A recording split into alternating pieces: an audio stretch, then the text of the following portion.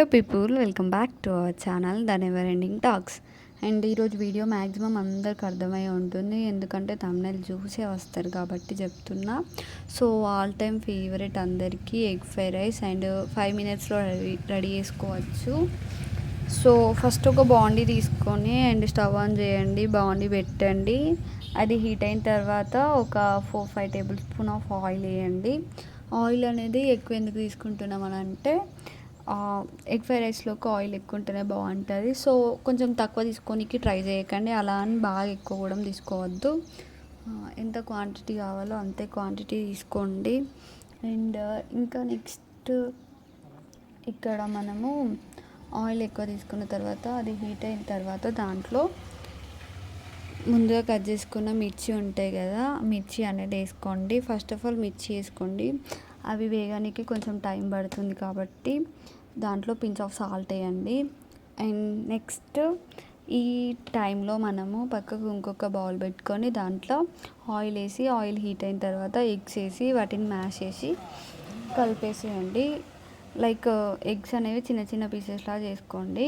And ఫైనల్గా దాంట్లో pinch of salt and అలానే మిరియాల పౌడర్ వేసి పక్కకు పెట్టండి. అది మనకి ఎగ్స్కి యూజ్ చేయడానికి. సో ఇక్కడ నేను చూపిస్తున్నా కదా, అది చేసుకున్నా. సో నెక్స్ట్ ఇక్కడ మనకి మిర్చి అనేది ఆల్మోస్ట్ వేగాయి. సో దీంట్లో ఇంతకుముందు కట్ చేసుకున్న ఆనియన్స్ అండ్ అలానే కరివేపాకు అండ్ అలానే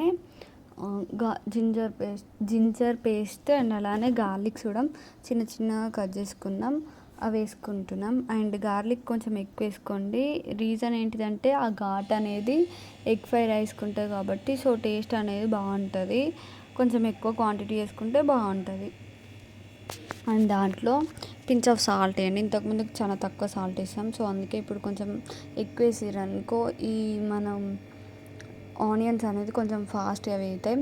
అండ్ ఈ టైంలో మీరు జీరా అండ్ అలానే ఆవాలు కూడా వేసేయండి. అండ్ ఇవి టోటలీ మీకు ఆప్షనల్ మాత్రమే, మీరు వేయాలనుకుంటే వేసుకోండి, లేదంటే లేదు.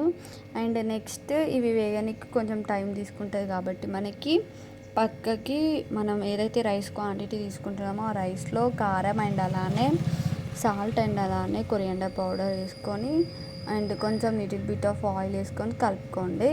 సో అది మనకి వేగే టైంలో చేసేసుకోవచ్చు. అండ్ ఇక్కడ ఆల్మోస్ట్ ఇవి వేగాయి. సో నేను ఇవి వేగిన తర్వాత దీంట్లో ఒక 4-5 పల్లీలు వేస్తున్నా. అండ్ పల్లీలు కూడా టోటలీ మీకు ఆప్షనల్, ఎందుకంటే చాలామందికి నచ్చాయి.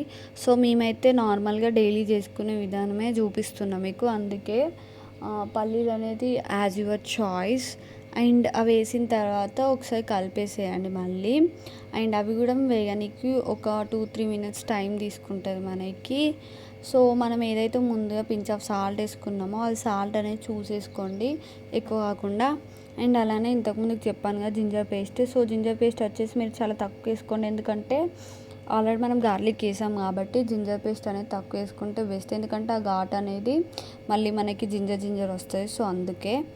అండ్ దీంట్లో టర్మరిక్ పౌడర్ వేస్తున్నా, టర్మరిక్ పౌడర్ కూడా కొంచెం తక్కువ వేసుకోండి.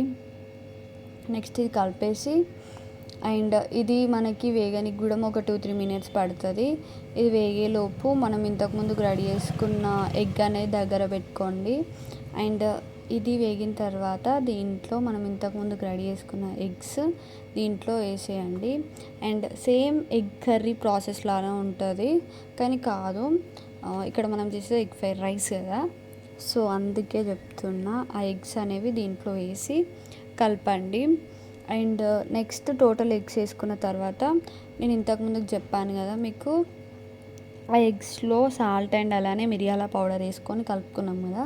సో సాల్ట్ అనేది మనం దీంట్లో వేసాం అండ్ అలానే ఆనియన్స్లో వేసాం అండ్ అలానే రైస్లో వేసాం కదా. సో చూసుకుంటూ వేసుకోండి, కొంచెం తక్కువ క్వాంటిటీ వేసుకోండి సాల్ట్ అనేది ప్రతి దాంట్లో, ఎందుకంటే మనం మూడిట్లో వేస్తాం కాబట్టి చూసుకోండి. అండ్ ఇక్కడ ఇదైతే ఎగ్ మనకి వాటిలో మిక్స్ అయిపోతుంది. అండ్ నెక్స్ట్ మనం రైస్ వచ్చేసి కారం అండ్ అలానే ధనియా పౌడర్ అండ్ అలానే సాల్ట్ వేసి కలుపుకోవాలి ఈ టైంలో.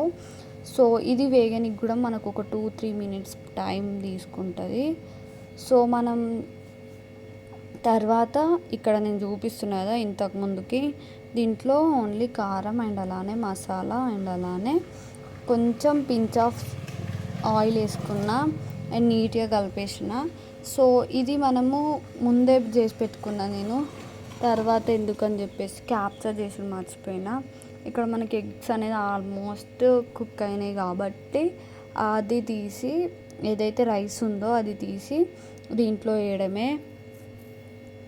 అండ్ ఇక్కడ చూడండి ఆయిల్ అనేది మనకి ఎట్లా అనిపిస్తుందో. సో మనం రైస్ ఎప్పుడైతే దీంట్లో వేస్తామో అప్పుడు ఆయిల్ అనేది మొత్తం రైస్కి అబ్జర్వ్ చేసుకొని టేస్ట్ బాగుంటుంది. అండ్ నెక్స్ట్ ఇక్కడ మనం రైస్ వేసేస్తున్నాం. సో ఇది చాలా ఈజీ ప్రాసెస్, అంత రిస్క్ ఏమి ఉండదు. సో మీలో ఎంతమందికి ఇష్టమో కామెంట్ చేసి చెప్పండి. అండ్ ఎగ్ ఫ్రైడ్ రైస్ అయితే చాలామందికి ఇష్టం అనుకుంటా, ఎందుకంటే మ్యాక్సిమం అందరు బయట తింటారు. ఇంట్లో ఇట్లా ఈజీగా చేసేసుకోండి.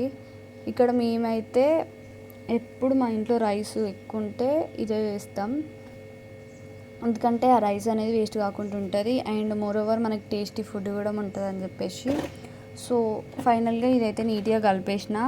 అండ్ చూడండి ఎగ్ ఫ్రైడ్ రైస్ ఎంత బాగుందో చూడడానికైనా, అండ్ టేస్ట్ అయితే బాగుంటుంది. కావాలంటే మీరు ఇంకా దీంట్లో క్యారెట్, క్యాప్సికమ్ అవన్నీ వేసుకోవచ్చు, కానీ మేము అవి వేయం, సింపుల్గా ఈజీగా వేలో వేస్తాం.